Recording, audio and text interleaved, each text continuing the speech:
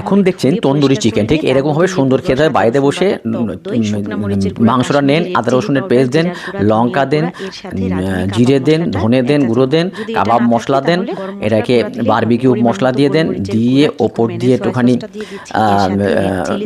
Soya sauce দেন, tomato sauce দেন, দিয়ে এইবারে নুন দেন, নুন দিয়ে ভালো করে সুন্দর করে মাখুন। মেখে এরকম হবে, তার উপর একটু তেল দেন, তেল দিয়ে একটু বাদাম বাটা দেন, বাদাম বাটা দিয়ে সুন্দর করে মাখুন। সুন্দর করে মাখলে এরকম অবস্থা দাঁড়াবে। তারপরে সুন্দর করে প্যানে তেল দেন, তেল দিয়ে সুন্দর করে ভাজুন। একটু পোড়া পোড়া লেগে যাবে, এপিট ওপিট সুন্দর করে ওটাকে তুলে রাখবেন। রেখে এইবার যে ম্যারিনেট করার জন্য মশলাটা রয়েছে, ওই মশলাটা ভালো করে ভেজে নেন।